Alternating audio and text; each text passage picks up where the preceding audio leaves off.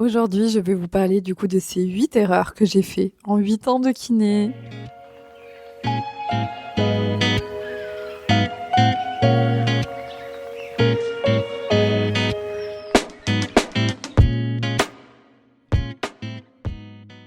Et bonjour!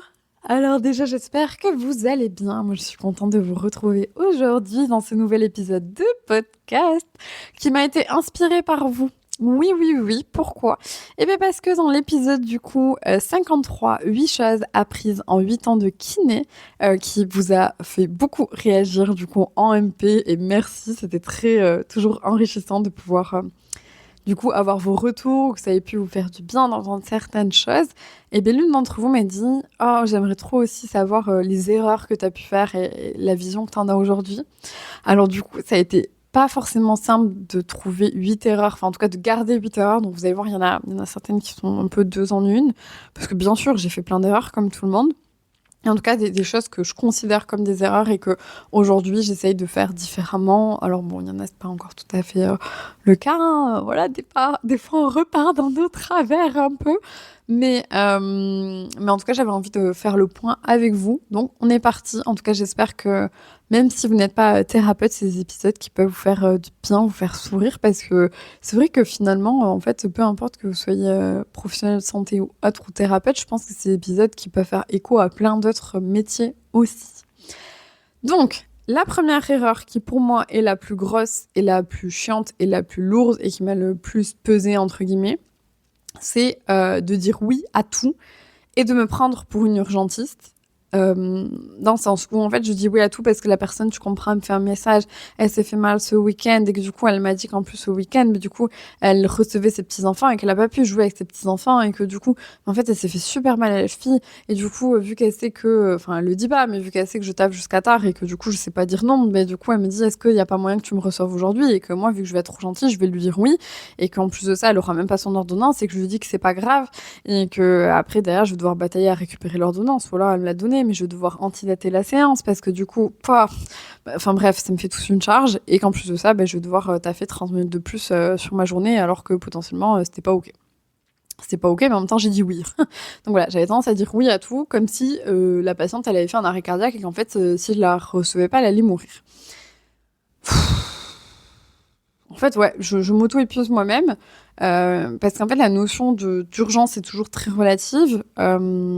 Et surtout, j'ai fait le test dernièrement avec quelques patientes que j'ai suivies pour mon projet Renouer avec son ventre. Donc, ils sont 5 séances minimum qu'on fait ensemble autour du ventre, où j'utilise plein d'outils. Donc, souvent, elles viennent parce qu'elles ont des problèmes autour du ventre, justement. Et en fait, ces femmes-là, généralement, une fois qu'on termine le projet, voilà, j'ai des super retours, c'est trop bien. Et en fait, ça peut arriver des fois que les douleurs reviennent. Et donc, en fait, il y en a une, ça a été le cas. Dès que les douleurs sont revenues, elle me faisait des messages, je répondais pas, elle m'a refait un message en mode «Mais s'il te plaît, vraiment, là, j'ai trop besoin d'une séance et tout».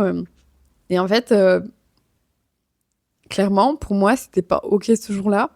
Mais en même temps, ça me faisait chier de lui dire non parce que j'étais là «Ah, la pauvre». Enfin, forcément, vu qu'on fait plusieurs séances, du coup, on tisse du lien et tout, et je sais à quel point ça peut être emmerdant. Et puis, du coup, j'ai envie, encore une fois, de répondre oui, parce que ça va flatter mon côté sauveur. Et du coup,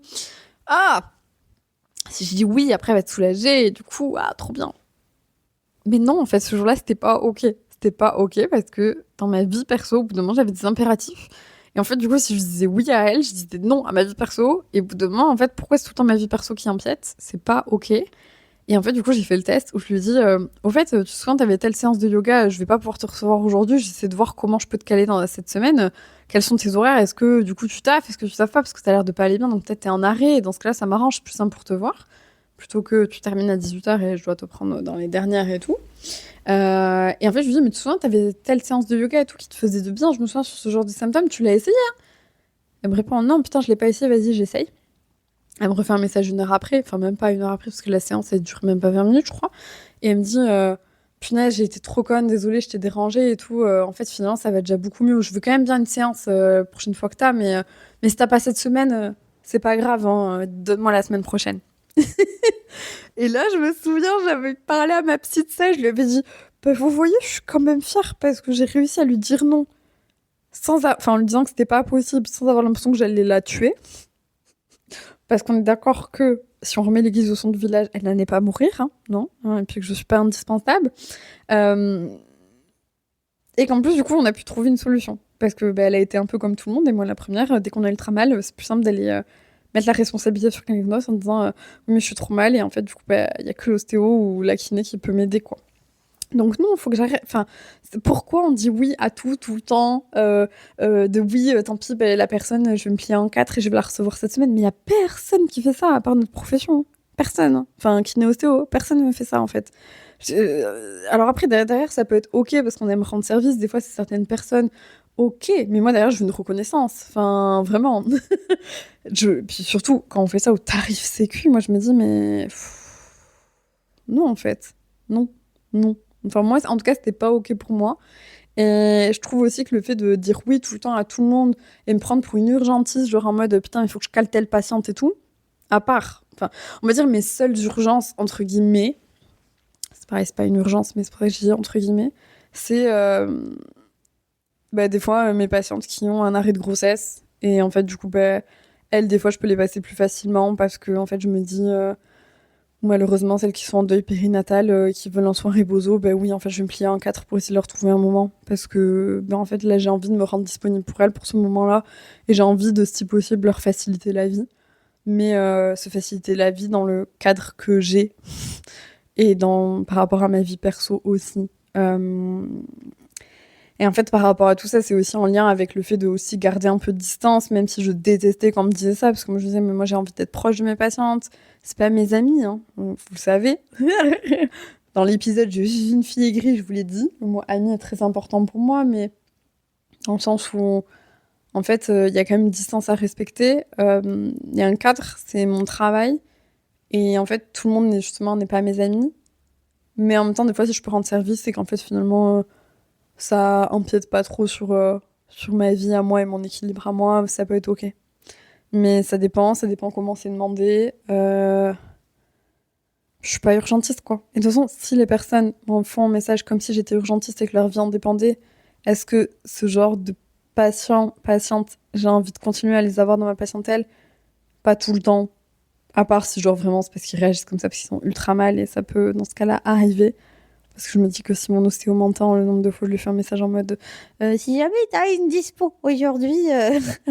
En vrai, c'est pareil, elle sait que je suis éternellement reconnaissante qu'elle a des cadeaux à chaque fois. Si elle les a pas le jour de la consulte, elle les a les jours d'après. Enfin, parce que je sais que du coup, elle me rend méga service et qu'elle empiète son temps perso pour m'aider moi. Mais des fois aussi, elle m'aide moi alors qu'en fait. J'ai trop tiré sur la corde et que si j'avais arrêté de tirer sur la corde, je ne serais pas dans son cabinet. Donc j'ai aussi ma part de responsabilité comme tous mes patients. Donc, je trouve que c'est une grosse erreur et elle est lourde. Et je trouve que surtout, après, elle nous mène facilement vers aussi le côté un peu burn-out et tout. En fait, de plus fort, parce qu'en fait, on empiète tout le temps notre vie perso, comme si c'était OK d'empiéter notre vie perso en disant, mais en fait, il y a notre vie pro qui prend la place. Mais en fait, non, on a le droit de dire non ou de dire ce n'est pas possible.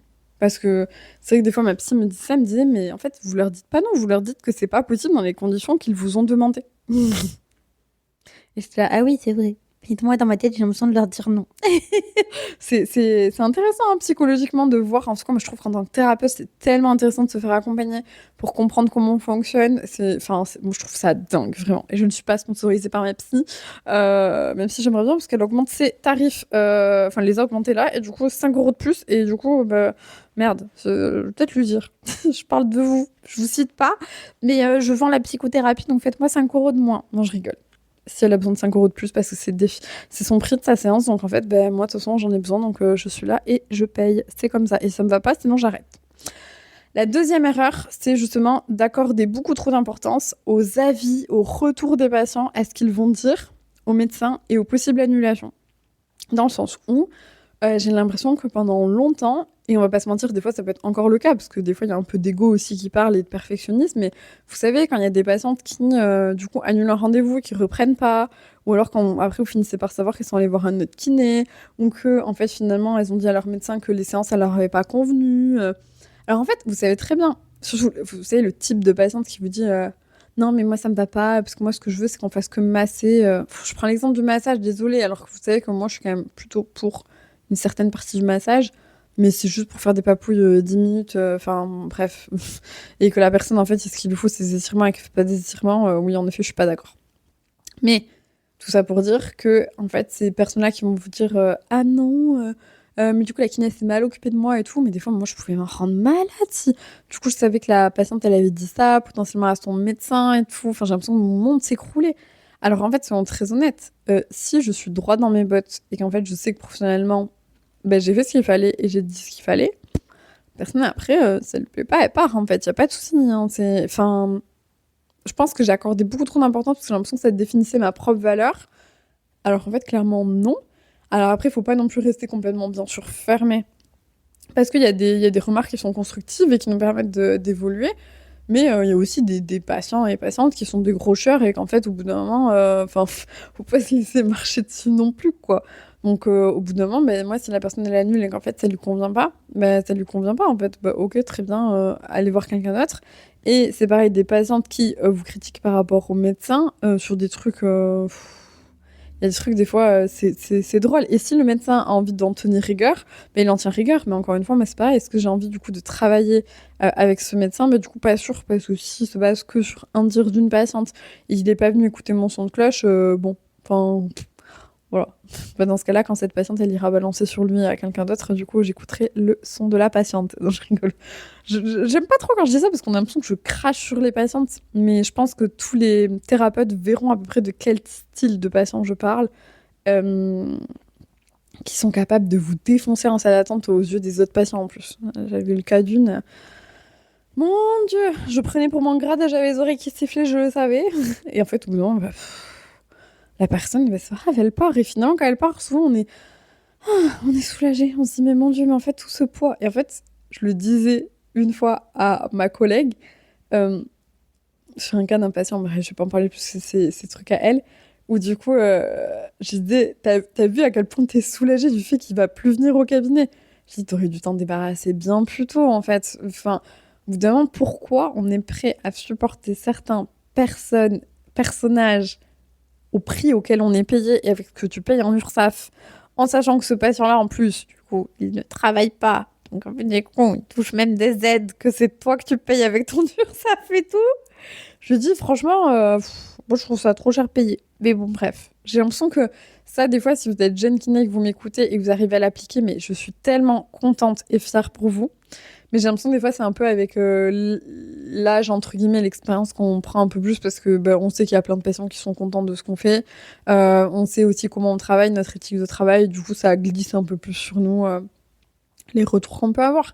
Et en même temps, on est des personnes qui se remettent aussi en question. Et voilà, il peut y avoir des personnes qui peuvent ne pas être d'accord. C'est pareil, j'ai un autre exemple qui me vient en tête. C'est une amie à moi, je vais pas la citer. Une amie à moi qui est thérapeute avait rendez-vous avec quelqu'un. Cette personne ne se présente pas au rendez-vous. Elle avait rendez-vous à 15h. Il est 15h10. Du coup, elle l'appelle pour lui dire voilà, je suis surprise, vous êtes en route, il y a un problème. Et la personne, du coup, lui dit oh punaise, je suis complètement désolée, j'ai oublié. Il lui arrive un truc assez grave dans son entourage. Du coup, émotionnellement, elle a été prise par tout ça. Et puis, ça allait déjà pas très bien.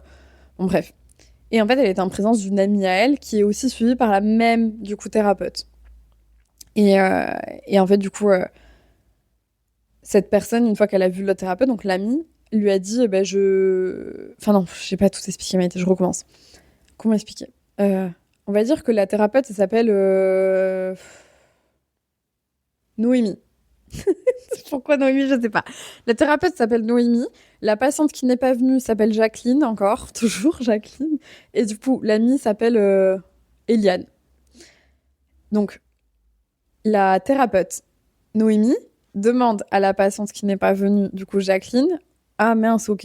Non, elle lui demande pas. C'est la patiente elle-même qui n'est pas venue qui lui dit non, non, mais je vais vous régler la séance. Du coup, Noémie, la thérapeute, lui dit ok, bah, pas de souci, je vous envoie mon RIB. Du coup, elle lui envoie le RIB et tout, et donc elle laisse la patiente payer. Ce que moi, je trouve pas complètement déconnant, parce que en fait, pendant ce temps-là, toi, tu fais quoi? Tu fais rien, en plus, ça n'a pas été prévenu à l'avance. Au bout d'un moment, c'est relou. Si t'as encore été prévenu à l'avance, soit tu peux prendre le temps de te retourner un peu pour retrouver quelqu'un, soit tu sais que t'as vraiment 1 heure de temps pour toi, et dans ce cas-là, tu taffes pas. Je trouve que c'est le pire d'attendre quelqu'un qui, en fait, ne vient pas. Et en fait, du coup, l'amie qui était à côté, donc Eliane, elle se dit, mais en fait, non, pour elle, ça n'a pas du tout été OK que la thérapeute fasse ça. Et vu qu'elle voit la thérapeute, bah, la fois d'après, elle est venue en lui disant, voilà, on fait pas de séance, moi je viens juste vous régler parce que je veux terminer les séances avec vous. Parce qu'en fait, j'ai pas du tout apprécié que vous lui demandiez de payer, vous savez qu'elle va pas bien et tout, et vous en profitez pour vous faire régler une séance que vous avez pas faite et tout. Et du coup, Noémie, la thérapeute, était ultra mal. Elle est restée dans ses bottes et tout en disant bah oui, mais c'est elle qui me l'a proposé. Moi, j'ai dit oui. Et en même temps, au bout d'un moment, bah, c'est écrit partout. Enfin, la séance, elle était réservée et tout. Et donc, Eliane, la patiente, elle dit oui, pas de souci, mais moi, je comprends pas et tout. Elle est partie. Et ma pote thérapeute, Naomi, s'est dit mais en fait, je suis une trop mauvaise personne et tout. Donc, elle était super triste et tout. Elle m'appelle et je lui dis non, mais attends. Et oh, soyons très honnêtes. Enfin, genre, t'as pas mal fait. T'es pas une mauvaise personne. La personne, en plus, te l'a proposé. Donc, si la personne, elle te l'a proposé, c'était OK pour elle. Je dis, moi, la première, ça me met mal à l'aise si je loupe une consultation et que les personnes n'acceptent pas que je les paye. Parce que pour moi, c'est OK. C'est en fait, je sais que t'as voulu dédier du temps pour moi. Finalement, c'est pas arrivé. Ben, à cause de mon propre fait, parce que j'ai oublié, parce que si, parce que ça. Ben, en fait, go, je te paye au moins la moitié, quoi. Enfin, quelque chose. Et en fait, c'est fou de se dire qu'on est capable de se remettre de ouf en question. Alors en fait, là, ben, il n'y avait pas, oui, maintenant ça l'a touchée parce qu'elle a l'impression que ça la faisait être une mauvaise thérapeute. Mais en fait, non, la personne, elle l'a proposé. Et éthiquement, je trouve ça bien que la personne, elle l'ait proposé. C'est qu'elle donne de la valeur au travail qu'elles font ensemble aussi et que dans une sorte d'engagement justement thérapeutique, c'est aussi intéressant. Mais bon, bref. Donc, ouf, mais il va falloir accélérer parce que les 8 erreurs vont mettre du temps. Enfin, non, c'est la deuxième erreur là. Accorder beaucoup trop d'importance aux avis, annulations, à ce que disent les patients, oui et non. En fait, il faut trouver le juste milieu. Il faut être capable de se remettre en question, mais aussi savoir qu'en fait, des fois, les personnes, ils se font des attentes et tout, et des trucs, et en fait, c'est pareil, ils ont le droit de partir. Hein. Enfin, en fait, c'est pas 100% vous. Moi, j'avoue, ce qui m'aide beaucoup, c'est d'avoir un peu l'avatar Maïté la kiné sur les réseaux. Je dis ça alors que quand je suis en consultation, je dis aux patients, je suis pas Maïté la kiné, je suis Maïté Mestoy, la kiné. Donc du coup, en fait, j'ai plein d'avatars. Je suis un peu tripolaire là, à ce rythme-là. Et en fait, du coup, j'aime bien me rappeler que c'est pas Maïté Mestoy qu'on juge. Parce que Maïté Mestoy, mes patientes, elles la connaissent pas tant que ça. Elles voient une toute petite partie. Mais la vraie Maïté Mestoy, il y a que mes proches qui la connaissent. Et ils sont pas en train de, du coup, de juger ça. Ils sont en train de juger la professionnelle de santé. La troisième erreur, c'était surtout au début. C'était de croire que je savais vraiment pas grand-chose. Genre, moi, j'avais vachement tendance, et encore aujourd'hui, à me rabaisser en me disant ah, je sais pas grand chose et tout. Non, mais, ou alors, mon plus gros truc, et ça, c'est toujours le cas, c'est de me dire ben, il y a tellement de choses que j'ai appris de manière autodidacte. Surtout sur ma transmission endométriose, je transmets tellement de choses que j'ai appris de manière autodidacte via des livres, il y a des conférences aux États-Unis, en Australie, en Espagne, des trucs que j'ai vus dans des sommets, enfin bref. Et en fait, du coup, des fois, je me dis, mais je suis qui en fait? Mais ça se trouve, je suis une impostrice, mais je sais pas grand-chose, mais les gens, ils savent toujours mieux que moi. Et surtout, je trouve que maintenant, je vois tellement de kinés ultra formés sur plein de trucs, je me dis, mais waouh! Les patientes ont une putain de chance parce que, enfin, waouh, moi je vois des consoeurs. Et, bon, confrères, j'en vois pas beaucoup, mais on va quand même les inclure. Ça les fera venir, surtout sur l'endométriose. Mais en fait, des fois, c'est de se dire, je sais pas grand chose. Alors, derrière, en fait, moi, je veux pas tomber dans le truc de dire que je sais tout. Je ne sais absolument pas tout. Je peux me tromper, je peux dire des conneries. En tout cas, j'essaie de tout faire pour ne pas en dire, mais c'est une possibilité. Hein. Et en fait, ben, au départ, je me disais, ouais, je sais rien du tout. Comme, ah ben non, ben ça revient aux 8 choses que j'ai appris en 8 ans de kiné, où je disais justement qu'en fait, on est ultra calé en anatomie en kiné et je me rendais pas compte. Ben oui, ça fait écho. Je me disais, bah non, je sais rien, donc en fait, je peux pas. Mon avis, il est pas important, moi, je suis que la kiné. Mais en fait, non, la kiné, elle a le droit aussi de donner un peu son avis, son expertise et son raisonnement. Après, il y a toujours ce truc de rester à sa place, que je trouve fondamental dans cette société, mais qui n'est pas assez respectée, et ça m'énerve que chaque professionnel de santé reste à sa place par rapport à son patient, etc., et qu'on vienne travailler en pluridisciplinarité, ce qui manque, selon moi, beaucoup trop. Mais bon, bref. Mais en même temps, il faut pas non plus que... Enfin, oui, je m'y connais quand même. Enfin, je sais un peu ce que je fais, et je vais apprendre avec mes patientes. Mais en fait, ouais, il y a des choses que je sais quand même. Faut que j'arrête de croire que je sais pas grand-chose. C'est comme dernièrement où je le vois, je me disais, ben, on me posait une question pour quelqu'un de mon entourage par rapport à un problème de cheville. Je disais, ouais, bon, moi j'y connais rien, les tendons de cheville, ça fait longtemps. Alors en fait, je me rends compte qu'aujourd'hui, cette personne est suivie en kiné par un kiné spécialisé sur les chevilles, apparemment. Ben, c'est exactement ce que j'aurais donné. Donc je me suis dit, oh, bah en fait, ça va, je suis pas si dégueu. Soit c'est la personne qui se dit spécialisée qui l'est pas tant que ça, mais ça a l'air, donc enfin elle a l'air d'être spécialisée. Soit je me dis en fait je n'étais pas si dégueu. Enfin mon raisonnement était pas trop déconnant, c'est pas parce que je me suis hyper spécialisée que je suis de la daube sur tout le reste. Non, donc c'était intéressant. Mais c'est de se dire, faut pas croire qu'on sait pas grand chose, mais faut pas croire qu'on sait tout non plus. Je trouve qu'encore une fois c'est le juste milieu qui est intéressant. La quatrième erreur, selon moi, c'était de croire justement que tous les professionnels de santé se basent sur la science et les recommandations. Moi, je me disais, en fait, au bout d'un moment, enfin, on est dans un monde ultra scientifique, et c'est bien, ok. Bah, du coup, en fait, enfin, tu vois, les médecins et tout, bah, ils vont respecter les recommandations et se baser sur la science et tout. Enfin, il y aura pour moi, il n'y avait aucun monde dans lequel c'était possible que je me prête la tête avec un médecin parce qu'il ne respecte pas les recommandations. Et pas genre les recommandations de 2025, mais les recommandations de 2012. Et en fait, bah, malheureusement, ça m'est tellement arrivé. Enfin, tellement, faut arrêter, mais c'est juste c'est des trucs qui me marquent tellement qu'en fait, du coup, j'ai l'impression qu'ils prennent une place énorme alors qu'il n'y en a pas tant que ça, mais ça m'est arrivé avec un médecin. Je vais rentrer dans l'histoire. Ouais, allez, on va essayer de faire rapide. Si vous voulez. La patiente appelle mes secrétaires, c'est une dame d'un certain âge, suite descente d'organes, et en fait, du coup, c'est sa fille qui a entendu parler des PCR, qui en a parlé à sa gynécologue, qui sa gynécologue lui a dit, bah, allez voir Maïté, enfin, qui en a parlé pour sa mère. La fille a parlé à la gynécologue du cas de sa mère par rapport à sa descente d'organes. Et du coup, elle lui a dit, oui, j'ai entendu parler des PCR, qu'est-ce que vous en pensez? La gynécologue lui a dit, oui, Maïté le fait, je vous envoie vers elle, je lui fais confiance. Nanana. Donc, du coup, la fille a dit à sa mère, il faut que tu ailles voir Maïté Mestoy, donc il faut que tu demandes une ordonnance, etc. Donc, elle a demandé une ordonnance à son médecin. Son médecin, qui, sur l'ordonnance, on voyait qu'il était un peu, beaucoup énervé, hein, parce qu'il m'a écrit un pavé, mais pour des choses qui servaient pas à grand-chose, soyons très honnêtes. Et je vois déjà ceux qui vont me dire, c'est pas confraternel ce que tu fais, hein. Déjà, qui êtes-vous? Est-ce que vous êtes l'ordre des kinés ou pas, hein? Mais en fait, au bout d'un moment, je pense que c'est aussi de notre... Enfin, c'est important dans le monde médical de dire quand ça déconne. Et là, ce professionnel de santé, il a déconné.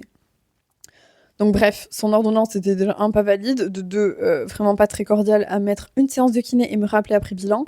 Pas de souci, en fait, tu me demandes de donner le bilan, moi je te le fais, en fait. Et en fait, du coup, bah, cette patiente, dans tous les cas, a une descente d'organes. Donc aujourd'hui, dans une descente d'organes, les recommandations premières, c'est rééducation et post de PCR. Et ou post de PCR, en tout cas, de parler de l'éventualité d'un PCR. Ça tombe bien, cette mamie-là, elle est chaud pour faire les deux. Sauf que son médecin m'a donné qu'une séance. Très bien. Bon, bah, du coup, je me retrouve à appeler le médecin parce que du coup, moi, je me dis quand même, bon, il a sûrement une bonne raison, je vais l'appeler, etc. Pas de chance pour lui. Il ne décroche pas, donc je lui fais le compte rendu par mail, etc. Je lui fais un truc carré en lui disant voilà, ça, on va lui faire tester le PCR, et du coup, en séance de kiné, il aurait besoin de travailler ça. Je lui ai quand même proposé de se voir rapidement parce qu'elle était quand même dans un truc de dire voilà, où ça allait pas, sa descente d'organes, elle a gêné et tout, et puis pour les PCR, voilà, c'est bien. Enfin bref, il faut quand même avancer, quoi. Et donc, je lui dis que j'ai hâte qu'il me fasse un retour et qu'il me refasse une autre ordonnance pour qu'on puisse continuer d'avancer et qu'on ne perde pas de temps. Euh... Ah ben, je me suis fait assassiner, en plus en direct live face à une autre patiente, parce que du coup, il a appelé ma secrétaire en me disant que c'était ultra urgent. Et ma secrétaire m'a dit, il veut t'avoir au téléphone, et il est pas très commode, et du coup, il dit que c'est urgent, je ne sais pas quoi faire. Si tu me dis que tu peux pas l'avoir là-dessus au téléphone, j'ai l'impression que je vais me faire défoncer, donc je lui dis, bon, bah vas-y, passe-le moi. Enfin, j'ai pas envie que ma secrétaire se fasse défoncer par un médecin. Et lui, en fait, dès que j'ai décroché, dès le départ, il m'a dit, oui, je peux vous déranger? Oui, oui, allez-y, je suis avec une patiente. Ah, mais je vais vous rappeler plus tard, alors, parce que je vais pas être très agréable. Et moi, je sais pas pourquoi, comme une imbécile, je lui dis non, mais allez-y, allez-y. La patiente a quasiment entendu tout le coup de téléphone. J'étais mal à l'aise. Heureusement, le nom de la patiente n'était quasiment pas cité.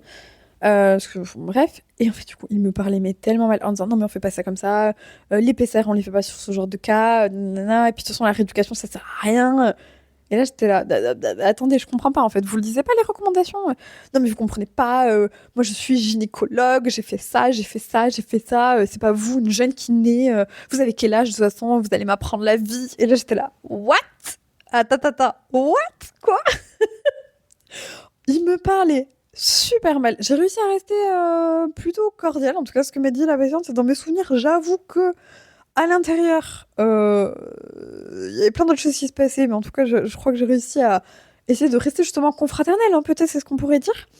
Mais j'étais là, en fait, mec, tu me demandes de te faire un compte rendu, je te le fais. Ah, je pense qu'il y a certaines choses dans le compte rendu en plus que tu comprends même pas, mais bon, bref, je vais pas le dire parce que du coup, dans ton ego, ça ne va pas aider le problème. Et puis là, je pense surtout à la patiente, en fait, à la limite, nos guerres d'ego entre nous, moi, j'en ai rien à carrer. Hein. Mon ego, c'est pas très agréable quand on marche dessus. Et qu'on essaie de le toucher, mais moi, ce que je veux, c'est que la patiente elle aille mieux parce que, ben, en fait, ma priorité, c'est ma patiente. Et en fait, du coup, il ne respectait pas les recommandations, en fait. Et je disais, mais en fait, on parle réellement de recommandations au niveau de la haute autorité de santé, là, enfin, c'est de ça dont on est en train de parler. Donc voilà, pour terminer sur ça, parce qu'il y en a qui me poseront la question, à mon avis, ce médecin, j'ai fait un courrier, j'ai prévenu la Sécu de son comportement, bon, ça n'ira pas plus loin, à mon avis, et je me suis quand même permise de lui envoyer. Oui, j'ai gaspillé de l'encre et des feuilles, mais je déposais en main propre, du coup, comme ça, je suis sûre que la Poste ne perdait pas dans son cabinet les recommandations de la Haute Autorité de Santé. Je me dis, tu sais quoi, au pire, ça a mis de l'huile sur le feu, c'est pas grave, mais au moins, il aura pas pu dire qu'il les a pas eus. Et en fait, du coup, pour moi, c'était un truc où je pensais que ça m'arriverait jamais, parce que là, c'est le dernier gros cas qui m'est arrivé, donc c'est pour ça qu'il est très frais, c'était cette année. Et en fait, du coup, je me dis, mais en fait, pour moi, c'était inconcevable que ce soit des choses qui arrivent, mais c'est déjà arrivé sur d'autres trucs où en fait, ouais, ils respectent pas les recos de santé. C'est pas un truc de genre, ok, je sais pas quel truc pourrait ne pas encore être recommandé aujourd'hui. Bah allez, la kinésithérapie dans l'endométriose. On va dire qu'aujourd'hui, on manque encore de grosses preuves pour pouvoir le recommander, mais en même temps, cliniquement, on le voit. Ce que la gynécologue encore me disait il y a une semaine lors d'une conférence là-dessus. Elle me disait, enfin, les retours cliniques sont tellement grands sur les patientes qu'en fait, pour le moment, elle s'en fout qu'il y ait des preuves ou pas. Elle voit les retours des patientes et comment elles vont mieux. Et elle observe l'intérêt de la kinésithérapie avec un kinésithérapeute spécialisé dans la prise en charge de l'endométriose, en tout cas qui s'y connaît. Et en fait, du coup, ok, ça, moi, de débattre là-dessus, ok, oui, on manque de preuves scientifiques. Oui, je vais pas t'en inventer, en fait. Oui. En même temps, je peux leur dire, l'ostéopathie est recommandée et vous les recommandez pas vous-même. Donc bon, voilà, hein, le yoga aussi, vous me les envoyez pas au yoga. Donc bon, à la limite, envoyez-nous-les en kinésithérapie. Mais pour moi, sur des trucs qui sont... Putain, en plus, ça met du temps d'avoir des recommandations de la haute autorité de santé et tout. Je dis, putain, quand en plus on les pond, et ben du coup, ils les appliquent pas, moi, ça me rembarge. Et je me disais, ouais, pour moi, c'était... Je sais pas, on est tous pros de santé, peu importe le niveau, on se base sur la science et les recommandations. Et si je te parle d'un truc scientifique et que toi, tu me dis que c'est de la daube, mais en fait, tu réfléchis avec quoi, en fait? Et c'est là que je me suis rendu compte qu'il y a énormément d'ego dans tout ça. Et waouh, je trouve ultra dangereux. Et justement, c'est en lien avec du coup une autre erreur avec des gros guillemets, c'était pour moi, tout le monde voulait travailler en pluridisciplinaire et il n'y avait aucun souci avec ça. Et je me suis vite rendu compte qu'en fait, ben non, il y en a, ils aiment bien tirer la couverture vers eux pour justement se faire pousser à eux, pour encore une fois une question d'ego et de sauveur et de sur le patient après qui disent ah non mais c'était le professionnel de santé qui m'a aidé et qui en fait ne veulent pas communiquer sur ce qu'ils font. T'essaies de savoir ce qu'ils ont fait. T'as l'impression que genre l'Élysée, il est infranchissable. C'est comme si t'appelais l'Élysée quoi. C'est infranchissable. Tu ne peux pas savoir les infos. C'est à la patiente d'envoyer le truc, de truc. Non mais au bout d'un moment, stop quoi. On est censé parler entre nous. Finalement, c'est la patiente qui doit faire navette entre le truc. On est en train de compliquer la vie pour ne pas avoir les informations.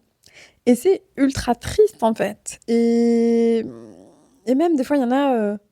Qui essaient de tirer tout vers eux pour que ce soit leur profession qui soit mise en lumière sur telle ou telle pathologie. Et en tout cas, moi, j'espère vraiment que sur ce que je fais, même sur les réseaux ou autres, que c'est pas l'image que je dégage.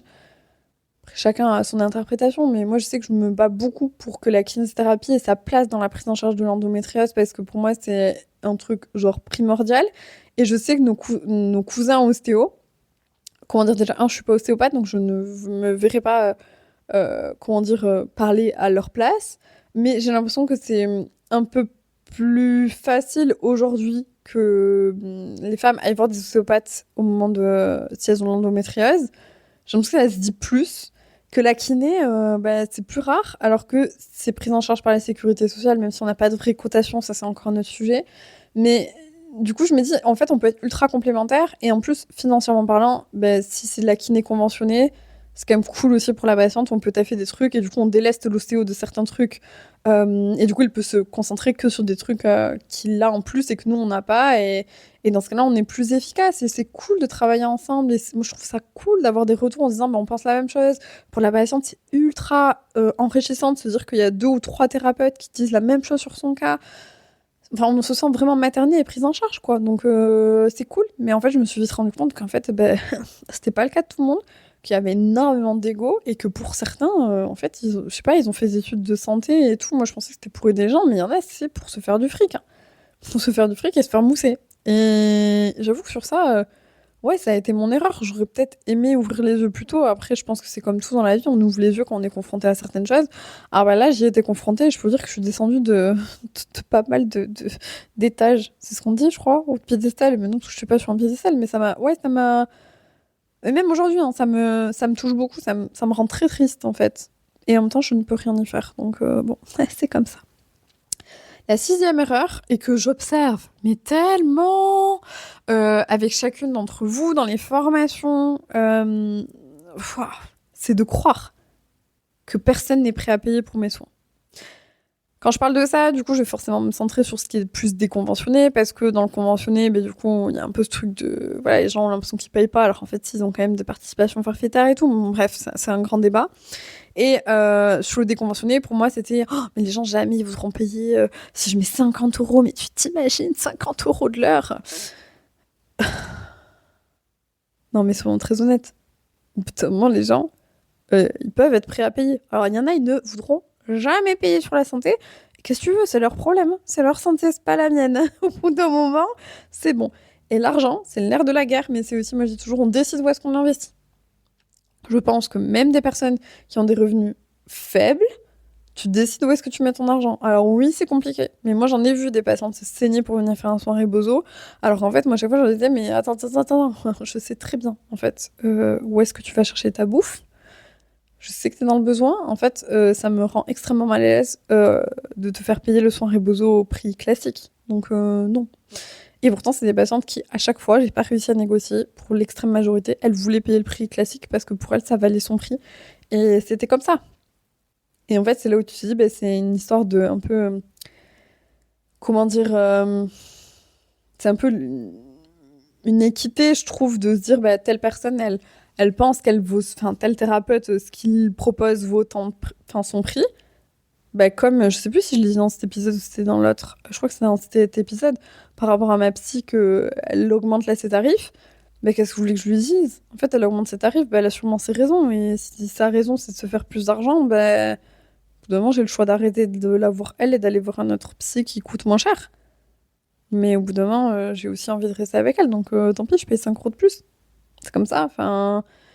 Et elle paye sûrement 5 €, enfin 5 € de plus, parce que sûrement elle paye plus URSSAF, etc., etc., etc.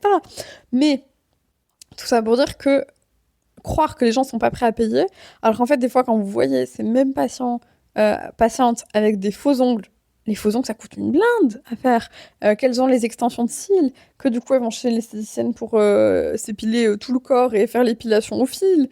Enfin, tout ça, mais ça coûte tellement cher. Est-ce que c'est indispensable? Bah non, désolé, hein. Enfin, au bout d'un moment, alors sociétalement peut-être, mais en fait, non. Au bout d'un moment, si t'es vraiment bloqué et que t'as besoin, du coup... Enfin, tu peux être prêt à payer pour ton bien-être. Et il y a aussi un peu un biais cognitif de vu que tu payes, tu vas beaucoup plus écouter aussi les conseils qu'on va te donner. Donc ça peut être intéressant même pour le patient lui-même. Donc ouais, moi je pensais que les personnes n'étaient pas prêtes à payer. En fait, je me suis rendu compte que certaines personnes ne voudront jamais payer. Et petit à petit, l'avantage, c'était plus du tout ma patientèle. Et qu'en fait, il y en a d'autres, s'il faut, en fait, eux, ce qu'ils veulent, c'est aller mieux. Et voilà, après, il faut que les prix soient quand même cohérents. Ils sont pas déconnants, quoi, mes prix. Mais, enfin, parce que je voyais, j'étais au téléphone avec ma meilleure amie juste avant, et c'était un peu ça, quoi. Il y en a, c'est 190 balles pour une séance de numérologie de 1 heure, quoi. Et t'es là, putain, la personne, elle se met bien, quoi. C'est de la numérologie, c'est pas de la science, entre guillemets. Même pas un truc de santé, bon ça va t'aider sur ton développement perso et je critique pas parce que j'adore la numérologie, en plus ça me parle vachement personnellement, en tout cas je suis très curieuse de tout ça, mais tu dis à la personne, putain ça, 190 balles pour ça, et après je dis pas que ça les vaut pas, je trouve ça assez cher quand même, alors que moi je me dis je suis à 60 € de l'heure, depuis très récemment, parce que pendant très longtemps, j'étais encore à 50 €, mon Dieu. Et en fait, au bout d'un moment, les personnes peuvent être prêtes à payer. Et moi, je dis toujours, en fait, moi, j'ai mes prix. Et après, s'il y a des personnes qui ont besoin d'avoir des avantages financiers ou qui vraiment, le prix peut être un frein, du coup, qu'elles me contactent et on voit. Mais par contre, ça dépend comment c'est abordé, etc. Parce qu'il y en a, ils ont tout le temps des problèmes pour l'argent, mais bon, quand tu vois comment ils le gèrent, t'es là, bon, justement, je leur rends pas service en leur faisant des fleurs à chaque fois, en tout cas, c'est mon avis. Mais oui, les personnes sont prêtes à payer. Et en formation, dernièrement, il y en a une à un repas qui ne comprenait pas que moi, je faisais quasiment plus, enfin, c'est pas quasiment plus, je fais plus que du déconventionné. Et en fait, elle me disait, mais comment tu fais et tout? En fait, elle me dit, mais les gens, ils sont prêts à payer et tout, mais moi, chez moi, ils sont pas prêts à payer, alors qu'elle vit dans une région où les gens gagnent beaucoup plus d'argent que chez moi. J'ai essayé de lui dire 36 000 fois, je dis, mais pourtant, moi, je suis au Pays Basque, mais enfin, une grande partie de ma patientèle, ils ont des métiers très lambda, et j'en ai pas mal qui gagnent le SMIC, hein. Oui, oui, oui. C'est comme ça, en fait. Enfin, c'est la valeur que tu donnes justement à ton travail et à ton temps. Et en fait, ça va être lié aussi à l'autre partie d'après, c'est-à-dire la communication, en fait. Et en fait, cette personne-là, après, je me suis vite rendu compte qu'elle faisait, elle falsifie des ordonnances pour que les personnes puissent être remboursées et tout. Donc, en fait, comment dire, elle n'éduque même pas bien ses patients. Je m'étonne qu'après, ils n'ont pas envie de payer. Elle est prête à falsifier les ordonnances pour qu'ils puissent être pris en charge. Et en plus, elle leur dit qu'elles veulent le faire. Tu m'étonnes qu'après, les gens lui disent comment ça, pour après ça, je dois payer? Mais non, tu les habitues tellement à peu payer que eux, au bout d'un moment, ils n'ont pas envie de payer, en fait. C'est tout. Donc, c'est une question de mindset, de positionnement et de communication. Donc, justement, mon 7e point, c'était ça, c'était de négliger ma communication. En fait, les mots qu'on emploie, c'est quand même globalement assez important. Encore une fois, le juste milieu est important. Je ne suis pas une sauveuse, je ne vais pas guérir mes patients. Par contre, oui, si je pense qu'une séance de thérapie viscérale peut faire du bien à ma patiente quand je l'avais en conventionné, du coup, je pouvais me permettre de lui dire, voilà, il y a un outil, c'est la thérapie viscérale, ça permet ça, c'est une séance d'1 heure, c'est non prise en charge par la sécurité sociale, c'est 50 €, parce qu'à l'époque, c'était 50 € ou 60 €, peu importe, on va pas chipoter pour 10 € Maïté. Vous pouvez avoir une potentielle prise en charge mutuelle en fonction de vos contrats. Dans tous les cas, je vous donne une facture. Je peux vous faire un devis si vous voulez. Voilà, moi je pense que ça pourrait vous aider. Derrière, moi je vous ai donné l'information. Si vous avez des questions, n'hésitez pas. Si vous n'êtes pas obligé de me répondre là maintenant. Mais voilà, moi je vous l'ai dit, on en reparle et on voit. Mais la communication est ultra importante. Et c'est pas Thierry Blin qui mentirait là-dessus, pour celles qui le connaissent. Vraiment, en fait, c'est notre communication qui est pas bonne. C'est pas oui, parce que je propose aussi des soins pour le ventre, mais bon, peut-être que pour vous, ça sera compliqué. Parce qu'en fait, bon, voilà, c'est pas pris en charge par la sécurité sociale. Voilà, c'est un travail au niveau du ventre. En plus, vous voyez, vous allez peut-être vous dire, ça ressemble à ce que je vous fais par rapport au diaphragme. Mais en fait, non, ça n'a rien à voir. Mais oui, non. En fait, on s'auto-sabote des fois tout seul. C'est juste une communication de dire, voilà, il y a ça, ça, ça, ça, ça. Et moi, en fait, si je peux vous donner un tips, moi, ce qui m'aide, c'est qu'en fait, je ne fais pas de la communication. Je ne fais pas de la vente. Je déteste ça. Ça m'énerve quand on parle de trucs de vente et tout. Moi, en fait, ce que je fais, c'est de l'information avec mes patientes. Je les informe que j'ai aussi une autre activité, enfin, en tout cas, qui maintenant est mon activité principale. Mais je les informe qu'il y a ça. Et en fait, après, c'est libre à elles. Moi, j'avais dit, voilà, j'ai ça, ça, ça, ça. Et après, je peux répondre à vos questions si vous en avez. Quoi? Et la patiente, c'est elle qui va. Ça se trouve, elle me dit non, là, ça m'intéresse pas et tout. Ok, très bien. Ça se trouve, plus tard, elle viendra. Ça se trouve, non. Mais je le fais sous forme informative. Et je trouve que tout passe mieux quand c'est sous forme informative. Pour moi, pour ma communication, pour tout. Et je sais que je rentre dans mes clous aussi au niveau communication. Donc, c'est important. On ne néglige pas sa communication. Et s'il faut, des fois, justement, vous écoutez des petits trucs de business, mindset, podcast et tout, n'hésitez pas à le faire, mais rentrez pas dans les trucs de commerciaux, là. Moi, ça m'énerve. On n'est pas des commerciaux non plus, on est des professionnels de santé. Voilà, faut trouver le juste milieu quand même. Mais si ça peut vous aider, bon, faites-le. Pourquoi pas? Vous voyez. Et la 8e et dernière chose, qui est encore une fois toujours en lien, c'est sous-estimer la valeur de mon travail et de mon temps. Mon temps est important. On en a parlé au début de cet épisode, l'équilibre vie pro, vie perso, etc., etc. Et en fait, comment dire, mon temps est important et mon temps perso est important. Mon temps perso, j'essaye de le visualiser comme quelque chose qui est non négociable et non compressible, autant que si j'avais rendez-vous avec une patiente. Et du coup, en fait, mon temps a quand même une valeur. Enfin, sinon, je préfère chiller sur mon canapé ou aller faire une séance de yoga, vous voyez. Enfin, et en fait, je trouve que pendant longtemps, je négligeais beaucoup trop ça. Euh, je négligeais en me disant, parce que en fait je me rabaissais, c'était encore un truc de me dire ouais, je sais pas grand chose, je suis qu'une petite kiné, j'ai fait que quelques petites études, mais en même temps je suis pas médecin, mais en même temps je suis pas experte de, mais en même temps si. Non, j'ai jamais dit tout ça, mais en fait au bout d'un moment je propose ça aujourd'hui, je peux vous aider sur ça, et en fait enfin mon temps est quand même important. Il... ça va faire écho vraiment encore une fois à l'autre épisode, c'est intéressant, mais le respect, ça se gagne. Donc en fait aussi, je demande du respect parce qu'il y a certaines règles et c'est comme ça. Et en fait, enfin, je vais pas négliger tout ça. Je sais pas si vous voyez ce que je veux dire parce que sur ce dernier point, j'ai l'impression de pas être très claire et en même temps, j'ai l'impression que ça fait tellement écho aux autres points que du coup, non, en fait, mon temps et ma valeur et mon travail ont une valeur justement. Donc en fait, enfin, je vais pas négliger tout ça pour quelqu'un qui veut rabaisser tout ça. Non, mais en fait, ça vaut tant et c'est tant. Point. Et je trouve que dans beaucoup, beaucoup, beaucoup de kinés que je vois, on a tendance à rabaisser tout ça en disant non, mais je sais pas. Mais... Et au contraire, enfin, en fait, c'est horrible ce que je vais vous dire, mais j'ai l'impression aussi qu'avec l'avènement des réseaux sociaux dont je fais partie, j'ai l'impression qu'il y en a aussi qui utilisent ça pour vendre leur formation. Et après, je dis ça, et peut-être qu'il y en aura certaines qui auront l'impression que moi je fais ça. J'espère surtout pas que vous ayez ce sentiment-là. Mais en fait, ouais, il y en a, ils jouent sur ça en disant oui, tu te sens pas enfin tu te sens pas à l'aise avec telle prise en charge, fais telle formation, telle formation, telle formation, telle formation, et on court après les formations, on est ultra formé de tout, et etc. Mais on se sent toujours pas légitime. Et on se dit toujours pas, ben non, en fait, mon travail, il vaut tant. Ou alors je le vois, il y en a, elles se retrouvent à faire des cours de prépa physique à l'accouchement dans des séances prises en charge par la Sécu avec des patientes.